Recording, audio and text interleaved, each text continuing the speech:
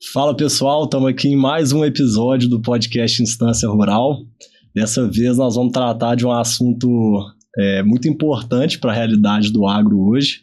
É um tema que, na verdade, pouca gente sabe, né, Felipe? Na prática, como é que funciona. Sim. A gente ouve muito falar, né, que é o tema dos FIAGROS, a parte do mercado de capitais no agronegócio. E no momento em que o crédito no agro está cada vez mais escasso, né, a gente sabe que a limitação do Plano Safra ela chega em todas as pontas do agronegócio, e falar de mercado de capitais é falar de uma solução que pode com certeza mudar o jogo, né, para diversos players do agro, e ninguém melhor para a gente trazer aqui do que Marconi Silva. Realmente é alguém que domina muito o assunto, já está há algum tempo aí na lida, né, vivendo essa realidade. E, Marconi, para começar, a gente queria primeiramente te agradecer, né, por estar aqui com a gente, batendo esse papo, e pedir para você contar um pouco de quem é o Marconi, um pouco da sua história, qual que é a sua visão assim, né, sobre o trabalho e enfim, como é que está sendo essa sua atuação de uns anos para cá e onde vocês estão pensando em chegar com tudo isso. Legal. Boa noite a todos, obrigado aí pelo convite. É um prazer estar aqui e falar sobre um tema relevante, de que eu particularmente gosto bastante. Bom, eu vou tentar resumir aqui, acho que a gente tem bastante assunto interessante para ficar falando aqui da minha história, mas eu sou engenheiro de formação, mas tive uma experiência, nasci no interior, fui criado numa família que tinha costume de ir para a fazenda durante o final de semana. A fazenda, hoje a gente fala sítio, né? E tive muito contato com a área rural, isso me despertou uma grande paixão mesmo pelo agronegócio. E eu fui fazer engenharia, mas sempre fiquei com essa questão aí de que gosto de agro. Tentei trocar meu curso para zootecnia ou para veterinária, não tive coragem. Mas descobri que eu estudei na Federal em Minas e a gente podia puxar matéria em outras faculdades. Eu comecei a puxar matéria na veterinária e aí acabei descobrindo uma possibilidade de trabalhar com gestão de grandes fazendas no Brasil, em uma empresa que eu fiz carreira, chamada Prodap. Fiz bastante escola, sou bastante grato a todo mundo de lá. E isso acabou abrindo alguns caminhos para ter um olhar diferente para o agronegócio, um olhar talvez com uma cabeça mais de gestão, principalmente para dentro da porteira. Eu estou falando de agronegócio na fazenda mesmo, não o agronegócio da trade, não o agronegócio da agroindústria, mas o agronegócio mesmo produtivo lá da ponta, de que era bastante carente quando a gente estava fazendo tudo isso. Apesar de serem cifras que são maiores do que muitas empresas, tinha um nível de gestão muito aquém de qualquer negócio. Então a gente começou a explorar isso e aí num determinado momento a gente percebeu uma demanda por estruturar produtos financeiros, talvez via fundos. Isso, a primeira tentativa foi em 2016, que acabou não sendo bem sucedida como a gente gostaria. Continuei na carreira de consultor durante mais um tempo, acabei saindo da empresa e pegando alguns projetos autônomos, e aí nessa época consegui pegar uns projetos também fora do Brasil, também na cadeia do agronegócio, até que há 4 anos atrás, eu junto com alguns sócios, montamos uma estratégia, buscamos uma alternativa, fomos atrás de uma alternativa para investimento em fazendas, via um fundo imobiliário na época. O FIAGRO ainda não tinha sido lançado, enquanto a gente estava tentando achar a fazenda para o mandato que a gente tinha, o FIAGRO foi lançado. E aí a gente tem até a alegria de falar que a gente é o primeiro FIAGRO exclusivo de terras listado na B3, foi lançado por a gente, eu e mais 2 sócios. Fenomenal. E aí chegamos na Tani Capital, que hoje é a gestora que eu sou um dos sócios fundadores, que tem o grande objetivo de fazer a conexão entre o mercado de capitais e o universo do agro, principalmente num primeiro momento focado no real estate, focado em imobiliário, em compra de terras, que a gente entende que tem uma oportunidade muito grande disponível e que ainda de difícil acesso ou de pouco acesso e que ainda está um pouco longe do mercado de capital. Bacana. Tentando dar uma resumida aqui na história. A gente até entrou no site da Tani, antes de bater esse papo com você, e a gente viu que a Tani se posiciona então como uma gestora de fundos, né? E aí a gente viu que tem mais de um fundo que está nesse guarda-chuva, certo? Perfeito. Como é que é essa estruturação na prática? Cada fundo ele pega uma parte do agro? O que vocês pensaram? Beleza, aí eu vou te falar bem da nossa da nosso caso, muito mais do que de uma maneira mais abrangente, tá? Porque um fundo, a primeira coisa que a gente tem é que um FIAGRO, ele é um pouco híbrido. Ele pode funcionar como um fundo imobiliário, e a gente tem um FIAGRO FII, que é o nosso caso na maioria dos casos. Ele pode funcionar um pouco como um FIDIC, que é o FIAGRO para crédito. Ele pode funcionar também com uma visão mais de private equity, então ele é um pouco um coringa, que foi criado, né? No nosso caso, a gente está bem focado no imobiliário. E aí, por uma questão de estratégia, principalmente nos primeiros produtos, a gente decidiu fazer um produto para cada fazenda que a gente adquiria por uma série de motivos, que dependendo a gente pode explorar um pouco mais aqui. Mas principalmente para a gente dar um pouco de transparência, porque as pessoas que estavam investindo queriam entender qual fazenda exatamente que eles estavam comprando. Como a gente fala de fazendas de grande porte, a gente tem uma estrutura, um porte, um volume de capital que justifica a gente ter um fundo. Então a gente tem o menor dos fundos que a gente captou 155 milhões. Então, por mais que seja uma fazenda só, já é um volume de capital que justifica ter um fundo com uma eficiência de custos fixos interessante. E a gente entendeu que fazia mais sentido e era mais transparente, mais direto, ficava mais claro para o investidor, para ele saber onde ele estava investindo. Então, a gente tem hoje 4 FIAGROS, a gente tem um total de 5 fazendas, tem um especificamente que tem mais de uma fazenda, que é um grupo de investidores mais concentrados que decidiu seguir fazendo novos investimentos.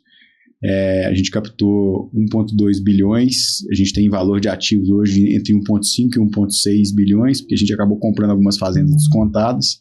Certo. Que foi a história que a gente fez nos 4 últimos anos aí. Uma fazenda, a primeira delas, no Maranhão, no município de Balsas, 3 fazendas no oeste da Bahia, 2 no município de Correntina e uma no município de Luiz Eduardo Magalhães, e uma fazenda aqui em Minas Gerais, ali na beira da represa de Três Marias, no município de Felixlândia. É o total do portfólio, mais ou menos aí. Você sabe mais ou menos quantos hectares a menorzinha delas tem pra gente, só pra total são 45 mil hectares de área total. A gente sempre fala com área útil, porque no final do dia a gente arrenda as fazendas, então a gente não está exposto no negócio da operação agrícola, a gente compra as fazendas para arrendar para um grande player.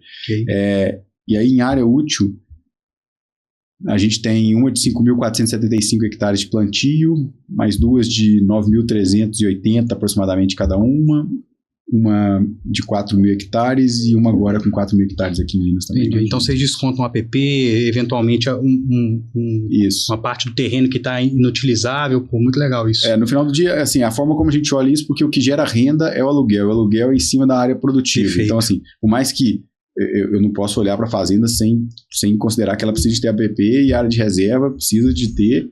Então, por isso que eu tenho 45 mil de área total, mas de área produtiva eu tenho menos. Mas a gente sempre olha pela parte que gera receita, que é a área produtiva. Interessante. E quando que você percebeu que existia esse gargalo? Porque a gente sabe, a gente tem trazido algumas pessoas aqui, né, Gabriel? E o agro no Brasil ele é um grande gargalo quando a gente urbaniza algumas questões, e ativos imobiliários eles são exatamente isso, né? Faria Lima, prédio alto, e quando a gente leva isso para o agronegócio, em certa medida, para mim, parece que a gente está identificando um gargalo lá no agronegócio e tentando urbanizar isso de alguma forma. Como que você enxerga esse gargalo? Como que você vê essa situação? Interessante esse olhar, porque, assim, investir em imóveis sempre fez parte da estratégia de investimento mundial e não é diferente no Brasil. No Brasil, isso ainda é muito forte e a gente tem uma cultura, eu costumo brincar que é até a cultura que veio originária da capitania hereditária. Nosso país, até muito pouco tempo atrás, ele foi dividido em algumas grandes glebas. Isso mesmo. Né? E uma vez eu escutei de um CEO de uma grande empresa que foi investir no agro, ele falou, cara, eu cresci ouvindo falar que todo mundo que era rico tinha fazenda. Quando eu ganhei dinheiro, eu falei, eu vou comprar fazenda. Assim, mas quando a gente olha para o investimento imobiliário, pensando um pouco de que a maioria está acostumado com urbanizar, com imóveis mais urbanos, etc. Imóveis urbanos, cada um tem uma característica, não é a minha especialidade, mas a fazenda, dificilmente você vai ter uma fazenda que vai sair de uma área que antes era uma área, por exemplo, você pega a região central de São Paulo, que antes era uma região com muita demanda imobiliária e que depois acabou caindo um pouco. Dificilmente você vai pegar uma área de fazenda num lugar muito produtivo que você vai conseguir ter ou que você vai ter uma certa perda imobiliária. Tem uma perspectiva muito positiva de continuar crescendo, um risco, vamos dizer assim, de valorização bem menor, eu entendo, do que ativos urbanos. Sim. E o mercado, apesar de ser um ativo extremamente interessante, ainda é um mercado muito pouco institucional, um mercado muito familiar, que no final do dia tudo é família investindo em algum lugar, mas ainda muito pouco profissional. E aí a gente percebeu que realmente existe esse movimento de profissionalização do investimento no setor, e acho que o Fiagro é essencial para esse movimento que já está acontecendo, mas que ainda tem muito a evoluir. Bacana. E, assim, conta pra gente, Marco, um pouco dos bastidores, porque como é um mercado altamente regulado, né, existe toda uma lógica de desenvolvimento, né, existe uma série de normas que precisam ser seguidas, enfim. Como é que funciona isso por trás, assim, quando vocês visualizam uma oportunidade, como que surge a ideia, né? Como que isso, ideia, um passo atrás. Tem uma opção de negócio aqui, vamos juntar a galera, quem que a gente chama, com quem que a gente conversa. Eu acho que é legal saber disso, porque isso, para muitas vezes, para a maioria das pessoas, é um pano preto, e por trás está acontecendo um monte de coisa que a gente não vê e... Não raras vezes, né, Gabriel? Costuma ser um pouco mais simples do que a gente imagina, né? Não a operacionalização, mas a ideia, isso vem a genialidade do gestor, vem da genialidade do fundo, exatamente, até para desmistificar, né, Felipe? Isso aí. Porque as pessoas veem o mercado de capitais como algo um bicho de cabeça para Faria Lima, muitas vezes, né? Isso mesmo. E tem muita gente de todo canto que poderia estar participando, né, desse movimento. Então, conta pra gente dos bastidores e como, não só o início, né, Felipe, mas também depois o acompanhamento dessa operação, porque uma coisa curiosa que você falou, né, que me despertou interesse, foi que vocês arrendam as terras. E, teoricamente, isso pode ser enxergado ali como um investimento passivo até certo ponto, né? Você arrenda para alguém produzir, mas existe uma gestão por detrás disso também, né? Como é que claro. Isso funciona? Então, acho que sobre o aspecto de governança, isso é uma questão muito interessante e importante. Acho que assim, a regulação vem justamente para permitir que qualquer investidor, inclusive o pequeno, esteja protegido. Então, os grandes investidores têm um nível de conhecimento e um time jurídico de assessoria que eles conseguem separar muito as coisas.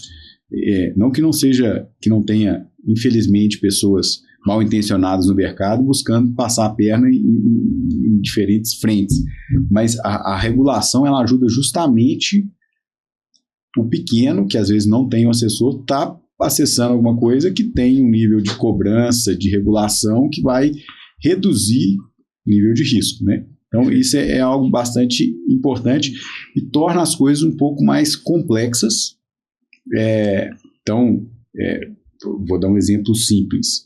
Cara, para eu contratar uma pessoa hoje para fazer uma cerca numa fazenda, que pode parecer algo trivial, eu tenho uma estrutura de administrador e gestor que eu preciso de fazer uma análise de due diligence de um cerqueiro que às vezes é muito complexo. O cara às vezes não tem uma certidão para poder dar ali, né? Então, eu estou falando de uma questão muito pontual aqui, né, de uma cerca, mas que faz parte do agronegócio. Então, isso vai, aos poucos, vai mudar um pouco da profissionalização do setor. Cada vez mais que a gente tiver empresas que estão investindo nesse nível, e aí eu estou falando de fundos, mas estou falando de empresas listadas ou grandes grupos, cada vez mais a gente vai ter que ter prestadores de serviços que consigam atender essa demanda de ser mais profissional, de ter um nível de governança, de gestão, de transparência maior. Isso vai melhorando toda a cadeia. Fiz um adendo aqui antes Perfeito. Porque você falou da governança e acho que é algo muito importante. E aí, pensando especificamente aqui nos fiagros imobiliários, que é onde a gente trabalha, basicamente eu preciso ser um curador de oportunidades para o grupo de investidores que tem interesse de investir em terras agrícolas. Então, a primeira coisa que a gente tem é um trabalho de seleção mesmo de ativos. E aí, acho que independente de qualquer negócio que você estiver fazendo, comprar bem já é a maior parte do resultado que você vai ter. Então, comprar bem, a gente está falando de comprar com preço adequado, mas de comprar alguma coisa que seja boa, né? Principalmente pensando que a geração de valor imobiliário, ela parte pela compra, arrendamento, e eu tenho uma renda passiva durante um tempo, e depois a venda, para eu conseguir materializar a valorização imobiliária que existiu durante um tempo, né? Costumo brincar que o pessoal fala assim, quanto vale o seu apartamento? Falam que vale 600, mas você vai saber quanto vale de fato quando você vendeu. Então, para você transformar isso em fluxo de caixa, porque no final do dia o investidor está buscando fluxo de caixa, você precisa de vender. Então, a primeira etapa é eu buscar esses ativos e fazer uma seleção rigorosa para eu conseguir levar para a minha carteira de investidores, ou para os investidores do mercado, na verdade, aqueles ativos que eu entendo que são as melhores oportunidades. Uma vez que eu encontrei alguma coisa que faça sentido, eu vou envelopar isso num produto financeiro. E aí entra um pouco do que você falou da estratégia do gestor de falar, peraí, como é que eu consigo transformar esse negócio aqui, essa oportunidade, num produto financeiro que vai gerar algum resultado interessante para o meu investidor com as características que funcionam para ele montar o portfólio. E aí eu tenho diferentes estratégias quando eu mexo em terra. Eu posso ter uma estratégia que alguns dos nossos fundos fez de comprar um ativo com desconto, arrendar para um grande player agrícola, esperar um momento oportuno para lá na frente, quando eu tiver uma janela interessante de ciclo de commodities de alta e um mercado aquecido de terra, sair e devolver o dinheiro para os investidores. Eu posso ter uma outra estratégia que a gente tem dentro de casa também, de comprar uma área de pecuária, que é uma área mais barata, com algumas questões a serem resolvidas, fundiárias e ambientais, resolver isso, transformar isso numa agricultura irrigada, que tem um outro nível de patamar de terra, e quando no momento oportuno fazer a venda dessa área, uma outra estratégia de geração de valor. Então eu construo isso, e aí eu monto essa estratégia para que eu possa apresentar para o mercado e falar, pessoal, nós temos essa oportunidade aqui, alguém tem interesse de fazer isso? E aí, falando um pouco de bastidores, para quem não conhece tanto, essa estratégia ela fica expressa ou explícita no regulamento do fundo, que é o principal documento do fundo, que vai exatamente ditar o que a gente está se propondo fazer enquanto gestor, quais são os riscos, é um documento bem amplo e complexo, inclusive, quais são os riscos que estão envolvidos na operação, quais são as estratégias para geração de valor, quais são todas as questões de governança, de voto, de cota, etc., para que o investidor, quando entra, entenda tudo aquilo daquele produto e possa tomar a sua decisão de investimento de entrar ou não. Legal. E só um ponto, uma vez que isso está estruturado e lançado no mercado, existem requisitos que o investidor precisa preencher para fazer parte enquanto investidor desse fundo? Como é que vocês têm estruturado isso? Uma boa pergunta. A princípio, a gente tem 3 perfis de investidores. A gente tem o investidor, um investidor que a gente chama de investidor profissional, investidor qualificado e investidor geral. Dependendo das características do produto que você está lançando no mercado, você pode direcionar para algum dos 3 grupos. Aquele que está investindo para o mercado geral, todos os outros 2 investidores têm acesso, qualificado apenas o qualificado e profissional apenas o profissional. O investidor profissional, ele precisa de ter pelo menos 10 milhões de investimento, o investidor qualificado pelo menos 1 milhão de investimento declarado e o investidor convencional qualquer volume. Essa regra, ela depende das circunstâncias, os órgãos reguladores me permitem distribuir para cada um desse tipo de produto. No nosso caso, a gente tem uma questão específica que nos limita a investir para o investidor geral. A gente investe hoje nossos fundos para investidores qualificados e profissionais. Por uma questão bem pontual e simples.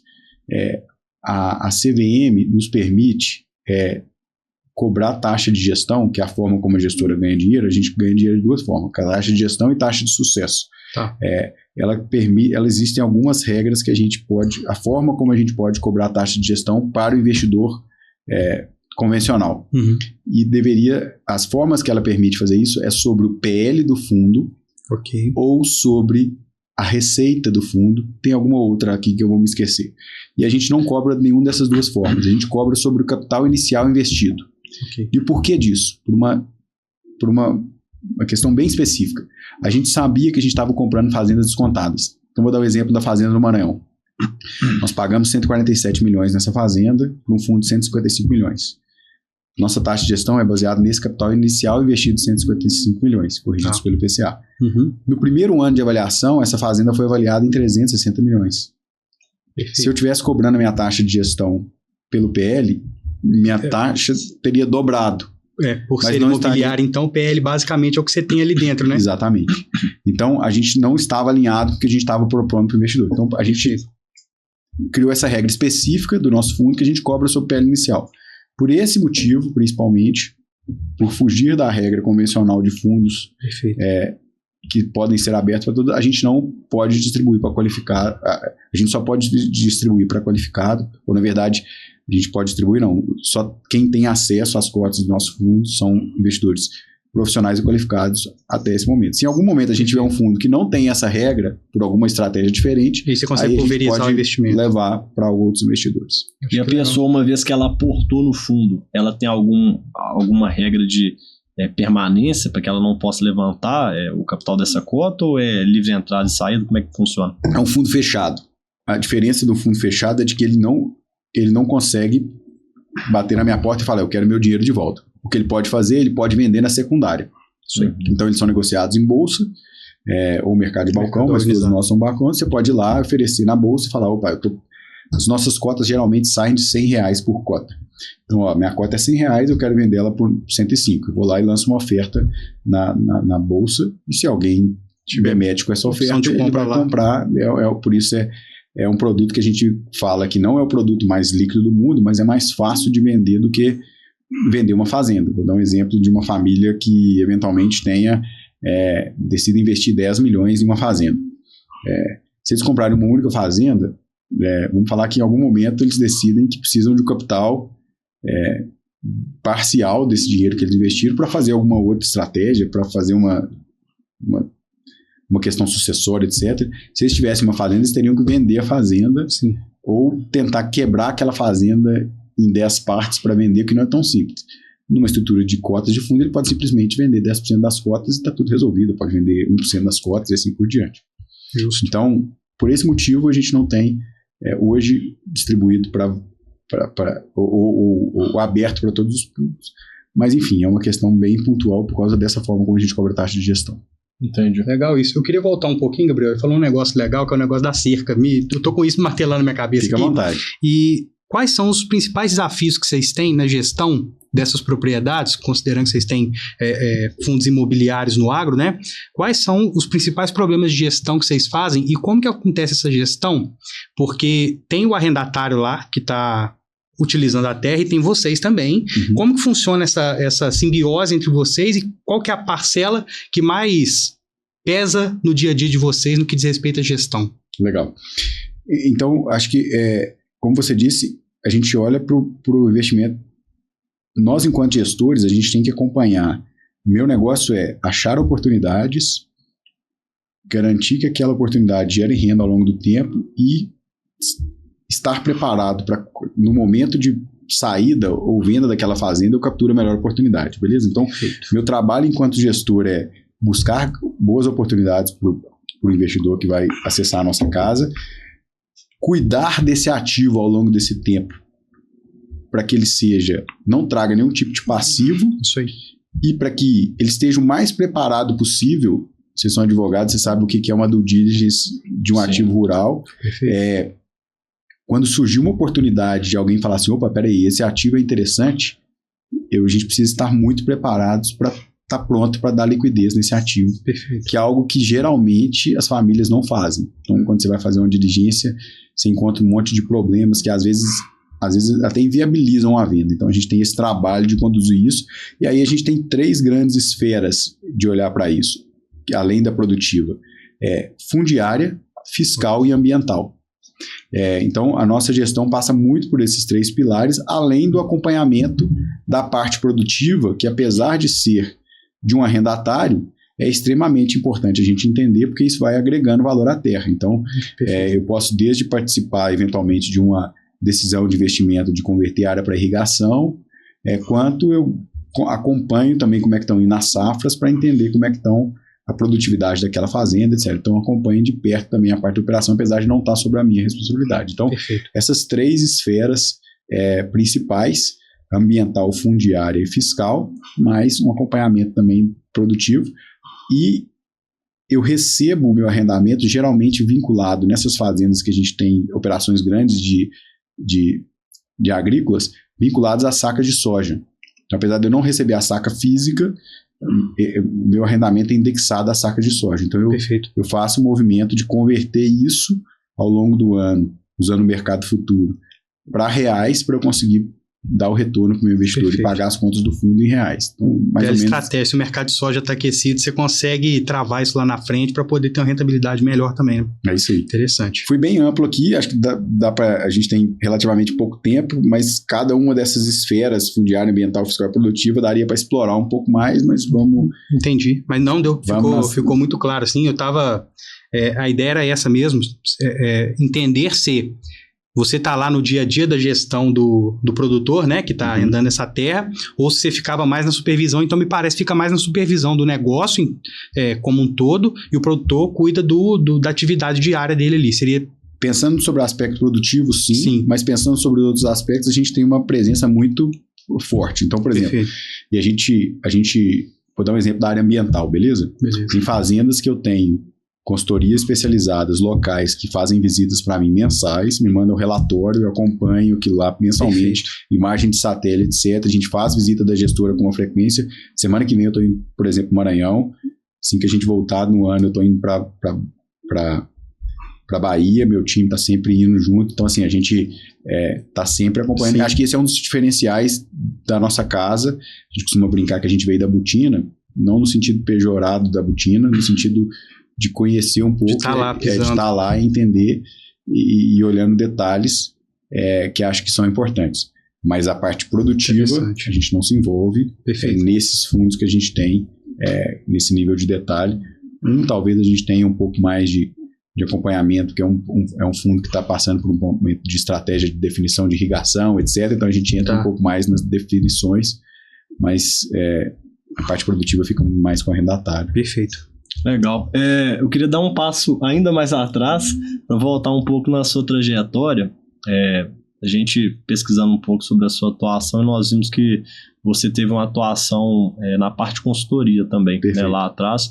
E eu não me lembro se foi no LinkedIn, eu vi que mencionava até uma atuação no exterior também. E foi no agro também? Foi no agro. Eu tive um projeto grande numa fazenda de leite na Colômbia, a maior fazenda de leite à época, um pouco antes da pandemia, e alguns projetos de agroindústria no Paraguai. Agroindústria e serviços no Paraguai. Na verdade, revendas, laboratórios, tem de 3 empresas no Paraguai. Legal. Eu queria entender um pouco dessa visão que a consultoria te deu, pensando nos desafios, né, do agro, né, nessa parte do produtor em si, e entender esses desafios a nível internacional, assim, se você vê que os desafios desses outros países, né, no agro também são parecidos com o Brasil, e o motivo dessa pergunta é para entender se existe uma expectativa de vocês para em algum momento talvez atuar também no agro em outros países, porque no Brasil a gente acaba tendo algumas travas, né, principalmente na parte da legislação, da atuação de estrangeiros dentro do país. Eu não sei muito bem como isso funciona lá fora, mas, enfim, se vocês já pensaram em expandir. Legal. Então, eu acho que assim, eu trabalhei como consultor de gestão. Gestão é gestão num carrinho de cachorro-quente a uma fazenda ou uma multinacional. É claro que são dimensões completamente diferentes, são desafios completamente diferentes, mas os princípios básicos são os mesmos. São os mesmos. Sim. E assim, é surpreendente o quanto a turma menospreza o básico para tentar fazer coisa sofisticada e às vezes está faltando ali o básico mesmo. Então assim, a visão da consultoria, e até depois eu fiz minha carreira inteira no agro. Na pandemia, eu perdi todos os meus clientes, porque eu não conseguia viajar, não existia esse atendimento. Eu não estava adaptado para esse atendimento remoto. Tinha acabado de chegar do Paraguai, estava com uma viagem marcada para a Colômbia, tinha clientes de Mato Grosso do Sul, São Paulo, simplesmente cancelaram todos os meus voos, não conseguia mais movimentar e não existia. Eu não estava adaptado para atendimento online. Nesse momento, eu comecei a atender a área da saúde, que era uma área que ainda estava com os mesmos conceitos de gestão que eram utilizados nas fazendas, na indústria, e foi meu ganha-pão durante o tempo de pandemia até abrir bastante frente em área de...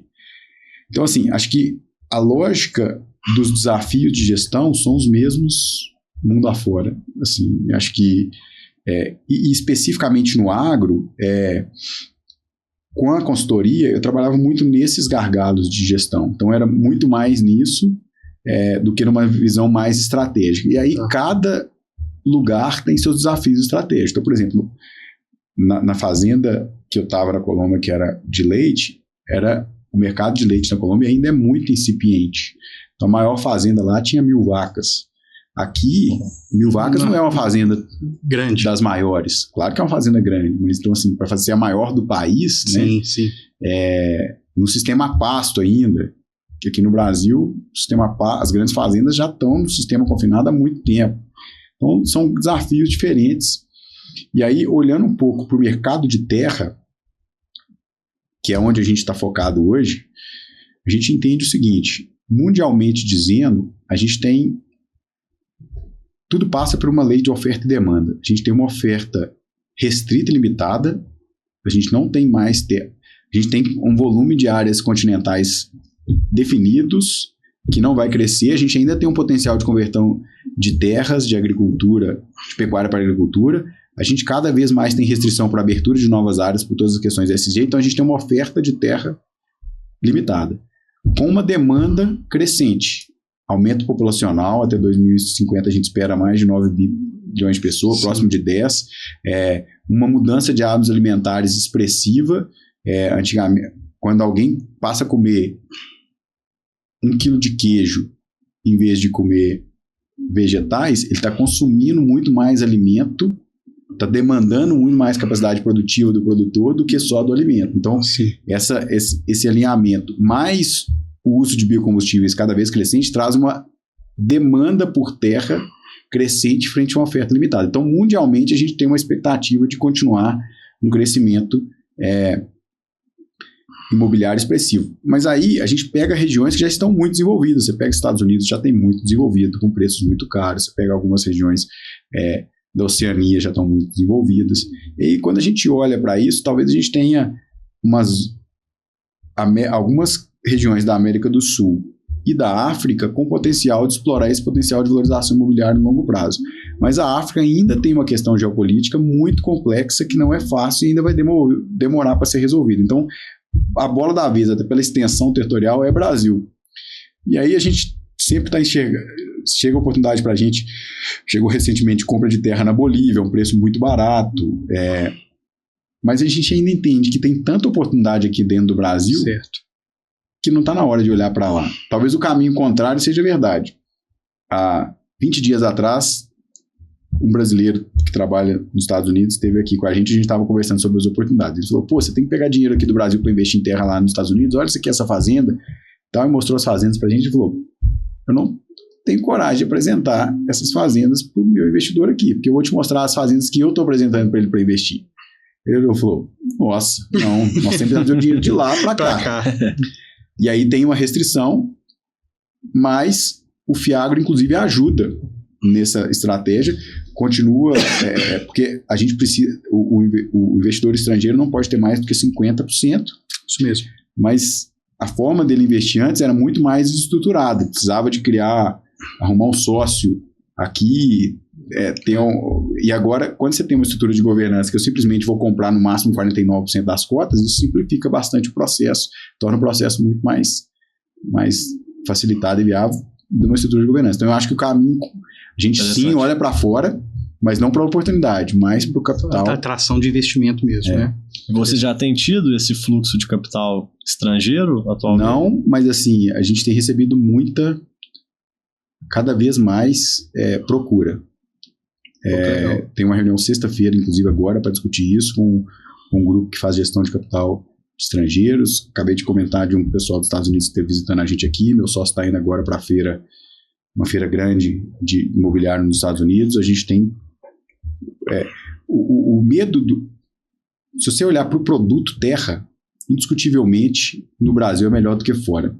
O problema é a camada que a gente tem de risco em cima, principalmente um receio de risco fundiário. Custo Brasil. Que assusta. Sim. E aí que eu digo que eu acho que as estruturas de governanças mais robustas, fundos de investimento, empresas listadas em bolsas, são veículos que vão permitir esse fluxo de uma maneira legal e mais com mais segurança para quem está de fora olhando para o Brasil. Legal. Seu sócio, Bernardo Reis. Vocês conheceram aqui? Como é que foi essa união? A gente tem a antiga gestora que a gente estava, a 051, que é a gestora onde a gente nasceu, continuou como sócia do nosso negócio, e eu e o Bernardo somos os outros 2 sócios. A gente se conheceu, eu e o Bernardo trabalhamos juntos na empresa de consultoria durante muito tempo. O Bernardo era diretor lá, eu trabalhei como consultor durante muito tempo, e o Luciano, que é da gestora 051, que foi onde nasceu antes da gente fazer o spin-off, a família dele era cliente, então ele é mais no mercado financeiro, e a gente se juntou num determinado momento para procurar oportunidades para um primeiro grupo de investidores, e aí que nasceu assim. Mas eu e o Bernardo trabalhamos junto há mais de 15 anos aí no setor, e aí a gente acabou indo quando eu saí da empresa, a gente se afastou um pouco do ponto de vista de trabalho, mas a gente sempre manteve contato, e aí acabou culminando nesse projeto que deu origem à TAM. Que legal. Legal. Eu sei, Marconi, que você já falou isso bastante aqui, deu vários exemplos muito bons aqui, mas eu acho que é legal passar para quem está ouvindo para a gente, que muitas vezes a gente tem ouvinte que é produtor rural, não tem muito acesso a muita coisa, tem alunos que frequentam o podcast, a gente sabe, né? Então, se pudesse falar em uma frase o que é um FIAGRO, para quem está ouvindo, explicar o contexto, o que é, de forma mais objetiva que você puder, mas sem perder a profundidade que precisa, o que seria o FIAGRO? Legal. O FIAGRO foi um instrumento criado pelo governo para ajudar no financiamento do setor do agronegócio brasileiro, porque, como o Gabriel comentou, a gente não consegue financiar o tamanho do Brasil e o tamanho do potencial que ainda tem para chegar só com o Plano Safra. Precisa de ter, assim como o FII, que foi o Fundo Imobiliário, que mudou a indústria da construção civil, por trazer uma estrutura de capital diferente, por trazer governança, o FIAGRO é o que vem agora.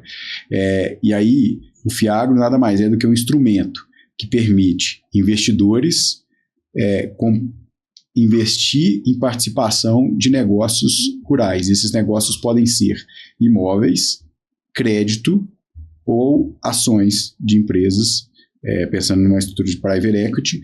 Ele é regulado pelo mercado, CVM e Ambima, e na esfera do FIAGRO a gente tem 2 figuras importantes.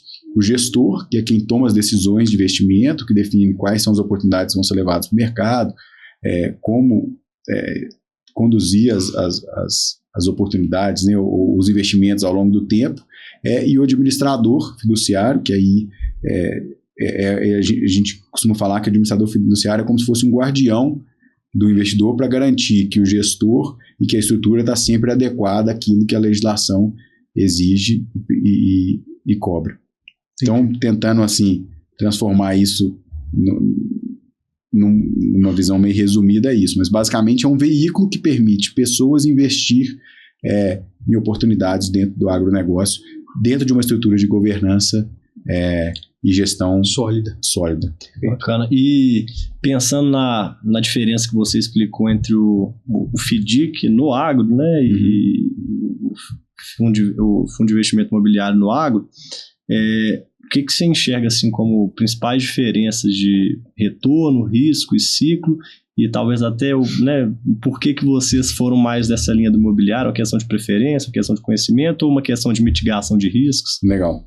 Então, são produtos completamente diferentes.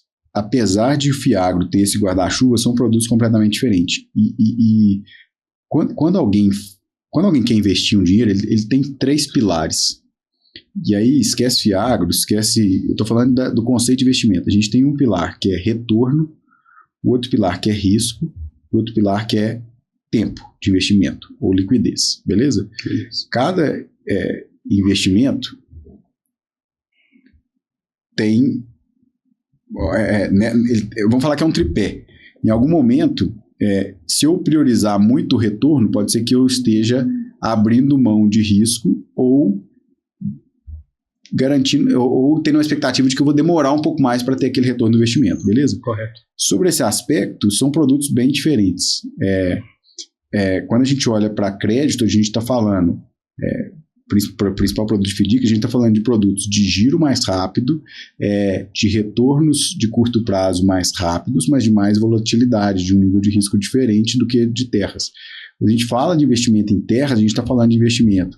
Quando a gente olha para longo prazo, de baixa volatilidade, o que representa baixo risco, de retornos consideráveis também, mas de yield baixo. Então, ele não vai ter um retorno. Yield é o retorno que o arrendamento vai dar. Ele não vai ter um retorno de curto prazo ali tão alto, mas ele está pensando no longo prazo. Então, são estratégias completamente diferentes. E aí, por que de um ou por que de outro?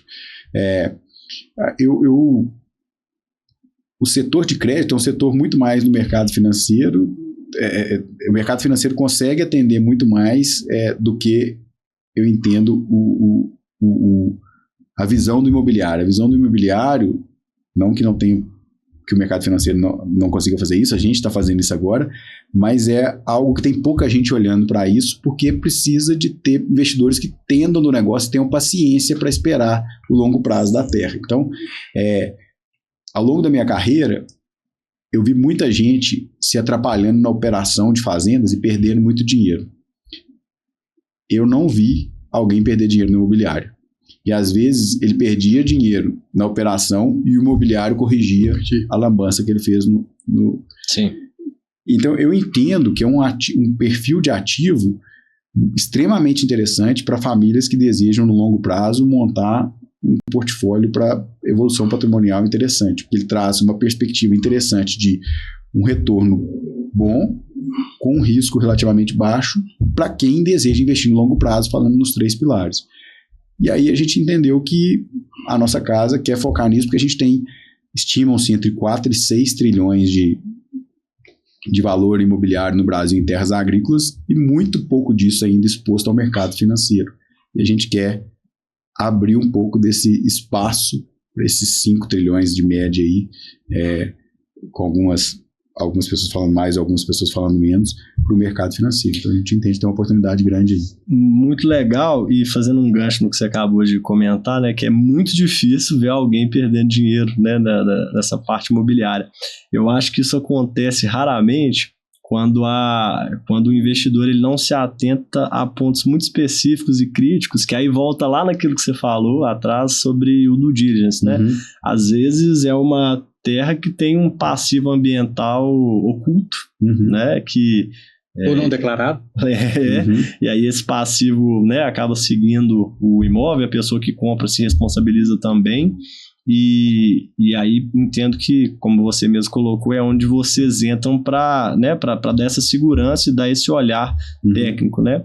Então, pensando no due diligence, o que vocês entendem assim que é inegociável falando de due diligence? Aí pode passar um pouco sobre fiscal, ambiental, mas o que quando vocês sentam na mesa para olhar uma oportunidade, antes de dedicar mais tempo, buscar capital, vocês falam, cara, se não passar por esse checklist inicial aqui, a gente nem continua a conversa. Legal. Então, acho que eu vou olhar a visão de due diligence além só da jurídica aqui, beleza? Perfeito. Então, a primeira delas, para mim, é de que a gente precisa de comprar fazenda boa. Então, a primeira diligência que a gente faz, vamos chamar assim, é a gente avaliar a oportunidade e falar, cara, esse é um negócio que eu investiria meu dinheiro.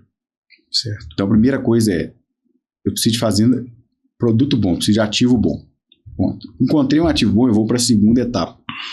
Que aí a gente vai trazer o escritório de advocacia para olhar detalhe fundiário, fiscal, ambiental e etc. para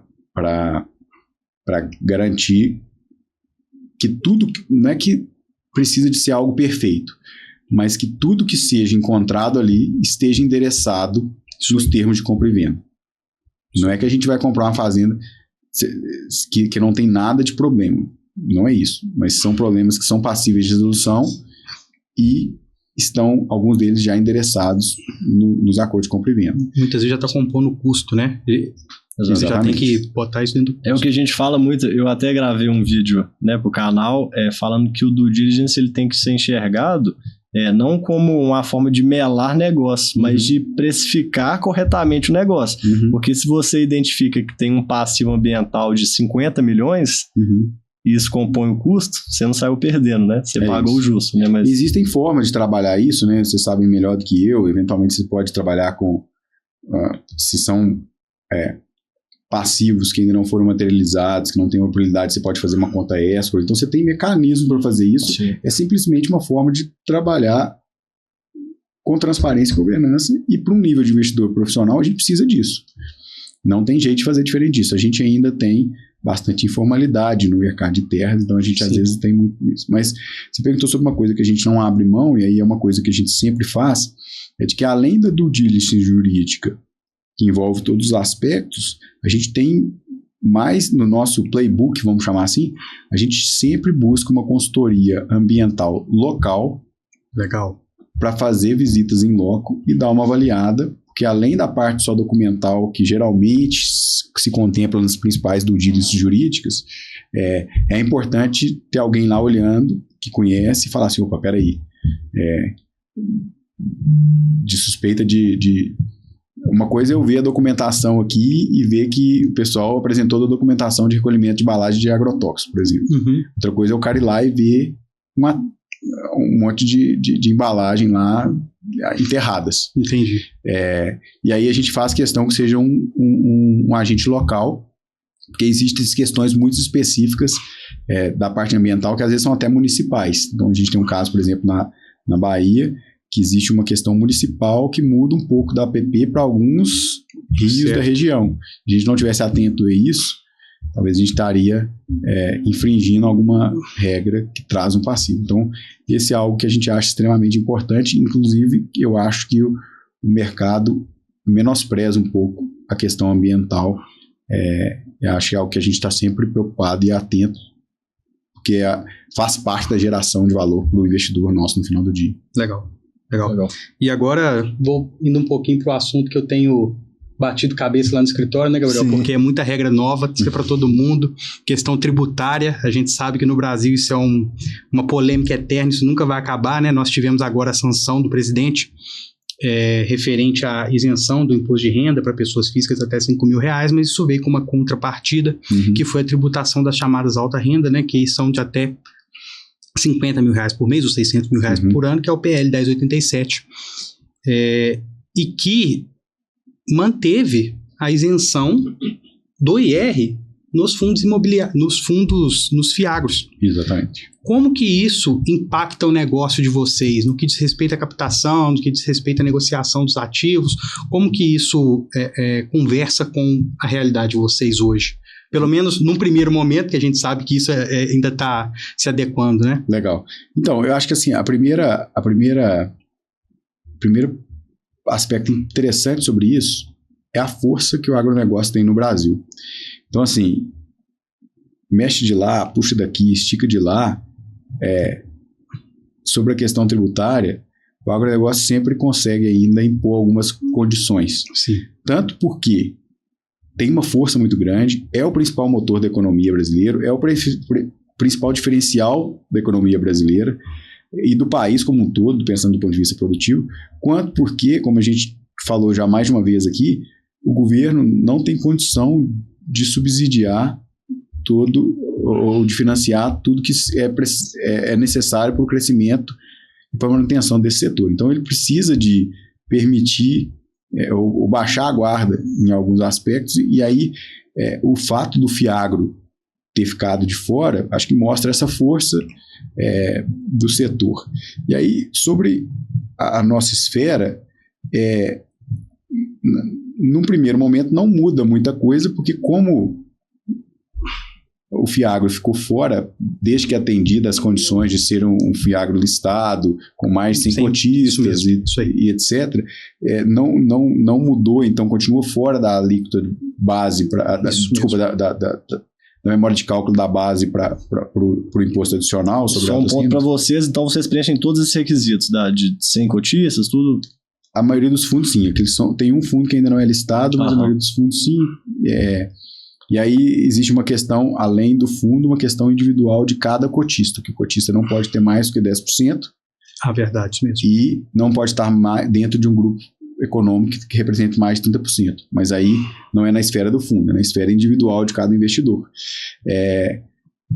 E aí, então, sobre esse aspecto, não muda as expectativas que a gente tinha de retorno do produto, que elas continuam isento, mas uma visão macro, eu acho que traz olhares novos para o produto, atratividade para pessoas que às vezes não estejam olhando, passarem a olhar como uma estratégia de, opa, peraí, eu posso ter uma parte do meu capital aqui alocado. Isso aí. Vamos dizer assim, ele não melhora a nossa estratégia, mas talvez ele piora outras estratégias e a nossa acaba sobressaindo. Ele se mostra competitivo na frente do todo, né? Então, se tá todo mundo ali tendo esse pênalti e você não tem, querendo ou não, você já está em outro patamar. E considerando que também é um produto rentável, eu acho que a gente vai começar a chegar num lugar que os Fiagros vão estar cada vez mais competitivos frente aos ótimos produtos que a gente já tem no mercado tradicional, né? Imagino que seja algo nessa linha. Eu acho que é isso. Acho que vai abrir mais oportunidades. Eu acho que assim, a trajetória do Fiagro até agora, a gente começou muito bem. A turma deu uma empolgada, começou a fazer algumas coisas, talvez assim, no calor do momento. Então a gente teve alguns problemas com alguns Fiagros aí, principalmente Fiagros de crédito, que voltou um pouco assim, o receio do mercado com relação ao Fiagro, mas a coisa tende a se estabilizando e baseado, olhando aí para uma cadeia ou para uma indústria que foi muito beneficiada ao longo dos últimos anos com o advento de um instrumento de fundo de investimento ou do instrumento do mercado financeiro para financiar o setor e profissionalizar o setor, que é o mercado de construção civil, através dos fundos imobiliários que foram criados também há relativamente pouco tempo. Eu acho que a gente está só no começo da evolução que os Fiagros vão ter do ponto de vista de instrumento e também do benefício que eles vão trazer para a cadeia do agronegócio como um todo. Acho que ainda tem muito pouco tempo. Legal. Marconi, e pensando em futuro, assim, a atuação da Tânia Capital, o que vocês vislumbram, assim, pensando para os próximos 10 anos, para os próximos 20 anos, porque na jornada é comum a gente colocando metas, né? Existem as metas mais de curto prazo, né? A gente vai olhar para o próximo ano, para os próximos 6 meses, mas pela própria natureza do seu negócio, eu vejo que o longo prazo está sempre bem entrelaçado, né? O que vocês pensam assim no futuro? Então, a gente enxerga que a gente tem bastante oportunidade para ir além apenas do imobiliário, mas a gente entende que no curto prazo a gente tem bastante ainda estrada para rodar no imobiliário. Então, eu acho que no longo prazo a gente se propõe a ser uma casa que justamente aproxima o agronegócio do mercado financeiro. E quando eu falo mercado financeiro, eu não estou falando de Faria Lima, estou falando de qualquer um que se propõe a investir. Perfeito. Grande parte dos nossos investidores, às vezes, não necessariamente tem costume de fazer investimentos via Faria Lima, mas gostam de investir em terra. E aí descobriram o que é Fiagro, porque falaram, peraí, eu quero comprar essa fazenda, deixa eu entender o que é. Eu posso ser fazendeiro de outra forma, né? Exatamente. Legal. Meu sócio costuma brincar que o pai dele comprou o avô dele comprou a fazenda na pessoa física, o pai dele comprou a fazenda na pessoa física e já levou para por uma estrutura de pessoa jurídica, e o primeiro investimento que ele fez em terra foi cotas de um FIAGRO. Então, é uma evolução que aconteceu. Mas a gente entende aí que existe uma grande perspectiva, e mesmo quando eu falo de imobiliário, eu ainda tenho uma gama muito grande dentro do imobiliário. Então, eu tenho tese de desenvolvimento de terra, que eu comprar uma terra que não está desenvolvida e colocar dinheiro lá em cima para depois ter um ativo de maior valor. Então, eu estou falando de conversão de agricultura, de pecuária para agricultura, estou falando de irrigação, estou falando de construção de potencial produtivo. Então, eu tenho uma tese de desenvolvimento, eu tenho uma tese de comprar e arrendar. Então, eu tenho diferentes teses e ainda tenho mais a explorar. Então, por exemplo, a gente tem grãos, a gente tem café, a gente tem madeira, a gente estava conversando semana passada numa reunião com o pessoal que tem olhado para cacau. O Brasil é o 7º maior produtor de cacau do mundo, tem tudo para ser o primeiro. O Brasil importa cacau, poderia estar exportando cacau. Então, são áreas, existe muita gente olhando para essa alternativa de produção de cacau no Brasil. Tem condições climáticas super favoráveis, algumas regiões super interessantes para produzir, e para isso vai precisar de financiamento.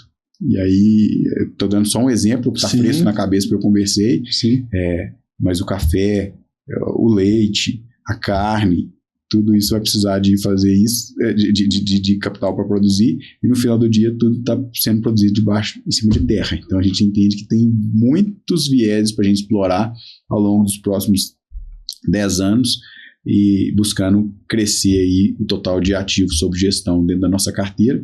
Em algum momento que a gente achar que faz sentido, a gente começar também a explorar algumas outras vertentes aí dentro de FIAGROS, talvez um pouco de crédito, talvez um pouco de private equity, mas principalmente aí acho que nos próximos anos a gente ainda tem bastante gasolina para gastar com imobiliário. Que legal. Eu tenho mais uma pergunta sobre isso, mas ele falou de cacau. Eu não sei nem se o Felipe vai lembrar, mas a gente visitou um determinado Cicobi recentemente. Cara, você acredita que eu estava pensando nisso? E a gente mexe muito com a parte de recuperação de crédito, né, para empresas, e a gente foi visitar esse determinado Cicobi, conversar com o presidente lá, e no final, né, chamou a gente para tomar um cafezinho, e um produtor cooperado chegou lá, e o pessoal gosta, né, produtor gosta de falar um fiado, trocar uma ideia, e aí sentou lá para tomar um cafezinho. Na cozinha do Cicobi, né? Ficamos mais de 1 hora conversando, e aí esse produtor chegou lá com a filha dele, começou a contar, e falou, cara, eu achei o negócio da vez agora, vou ficar rico. É o cacau. E você tá contando aí, a gente, né? Cara, na hora. Na hora que ele falou cacau ali, eu lembrei dele. Mas é muito legal, né? Como é que o agro ele é muito dinâmico, né? As coisas vão mudando. E eu queria te fazer mais uma pergunta. Nós que estamos em Belo Horizonte, né? Entenda Nova Lima também, Minas Gerais. A gente tem muito essa visão de que as oportunidades do mercado de capitais muitas vezes estão exclusivamente em São Paulo. Uma visão que acabam implantando na gente, e eu vejo que vocês estão trilhando uma atuação muito focada com um centro de inteligência aqui em Minas, né? Como é que vocês enxergam isso? É possível chegar onde vocês querem chegar mantendo esse centro de inteligência em Minas? Ou preciso expandir para São Paulo ou quiçá para outros lugares? Como é que vocês têm visto isso? É uma boa pergunta. Acho que eu costumo brincar às vezes que até o meu sotaque de mineiro ajuda às vezes no processo, porque quando a gente vai falar sobre fazenda, o pessoal falou, você conhece mesmo o sotaque. O cara da Faria Lima não passa tanto, né? Mas brincadeiras à parte, assim, a gente está cada vez mais num mundo onde a informação chega em qualquer lugar. Nós estamos aqui gravando um podcast. Há 5 anos atrás isso era muito incomum, talvez aqui, que pode chegar em qualquer lugar do mundo. Então, acessar pessoas não é limitante. A gente tem capacidade logística de chegar a qualquer pessoa rápido. E o nosso negócio, o gerador principal de valor do nosso negócio não necessariamente está em São Paulo. Então, realmente, São Paulo é o centro financeiro do Brasil, a gente precisa de estar lá, conversando com o pessoal de lá, presente lá de alguma forma, mas isso não significa ter um escritório lá. A gente entende que pode ser que num determinado momento isso faça parte, pode ser, mas a gente entende que talvez sejamos um pouco bairristas aqui, mas a gente consegue entregar o valor que a gente precisa para os dois lados da cadeia, tanto para para o investidor e talvez para quem está tentando alternativas para vender seu imóvel, alguma coisa assim, aqui de Belo Horizonte, claro que sempre com a mala pronta para fazer uma viagenzinha, né? E acho que assim, aqui em Minas também a gente tem muita força no agronegócio e talvez o mercado financeiro esteja muito focado em São Paulo, um pouco no Rio, mas no final do dia as famílias que investem via mercado financeiro estão espalhadas pelo Brasil inteiro. Sim. Então eu não acho que isso é um limitante, não. Mais uma vez, precisamos estar lá sempre, conversando com o pessoal lá sempre, interagindo com o pessoal lá sempre, mas acho que isso é possível de fazer daqui de Minas. Que legal. Alguma pergunta adicional, Felipe? Não, aqui eu tô saciado com tanto conhecimento, cara. Tô muito satisfeito de ter tido essa conversa. Eu gosto muito de mercado financeiro. É uma matéria que eu realmente, de curioso, eu gosto de acompanhar bastante. Atuo no societário, né, Gabriel? Então acaba que, querendo ou não, você tem que mexer ali um pouquinho, mas ter essa visão muito mais aprofundada, muito mais interna de quem está lá dentro mexendo, eu acho que é algo que agrega muito para a gente aqui, né? Não só para as nossas profissões, mas para quem acompanha a gente, quem assiste, né? Então acho que é isso. Exatamente. E então, para finalizar, né, além de te agradecer muito por ter topado esse bate-papo, te parabenizar pela trajetória, né? E com certeza vamos continuar acompanhando os próximos passos aí. E eu queria que você deixasse uma mensagem final, não só uma mensagem final para quem está em casa sobre as próprias atuações, né? Mas principalmente sobre o negócio de vocês, assim, como é que vocês podem fazer parte da vida desse pessoal e como é que eles podem encontrar formas de investir com vocês. Legal. Eu acho que assim, eu vou ser repetitivo aqui de falar de que a gente está buscando ser um curador de oportunidades para quem deseja investir no setor, mais especificamente no mercado de terras. Então, acho que a gente tem algumas coisas na esteira, como se costuma dizer, para tentar trazer para o mercado. Um serviço de curadoria, a gente olha para muita coisa para poder selecionar poucas, então tem um trabalho de funil grande, e aí tá próximo da gente, acompanhando a gente. Hoje a gente tem redes sociais, né, o próprio site, etc. É uma forma de acompanhar o que a gente tem feito, porque acho que tem muita coisa boa para vir aí, não só na Tani, mas de uma maneira geral, de estratégias para se alocar capital em agro com boas oportunidades, e a gente quer ser ou continuar sendo pioneiro nesse setor, trazendo cada vez mais oportunidades para as pessoas que acreditam e gostam desse setor. Então é isso. A gente está aqui em Belo Horizonte, mas através das redes aí a gente está em qualquer lugar do mundo, continua acompanhando a gente. De vez em quando a gente aparece num podcast, aparece em qualquer outro, e vamos dando notícia de quais são as coisas. Qual que é o site, qual que é o Instagram? Tani.com.br, Instagram Tani Capital.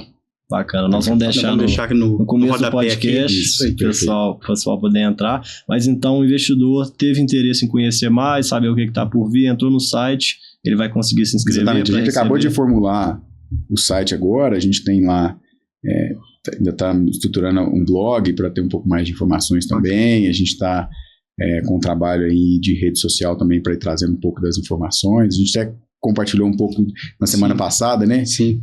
Tinha acabado de ser sancionada a lei, para a gente também levar isso para o pessoal que está acompanhando a gente. Então, acho que são bons canais aí. Enfim, a gente está aqui em Belo Horizonte, próximo de tomar um café e comer um queijo aqui para a gente também, para aqueles que fazem sentido. Maravilha. Coisa boa. Pessoal, obrigado pela audiência em mais um episódio com muito conteúdo aí, muitos insights. A gente espera que vocês tenham gostado e continuem com a gente nos próximos episódios. Até a próxima, fiquem com Deus.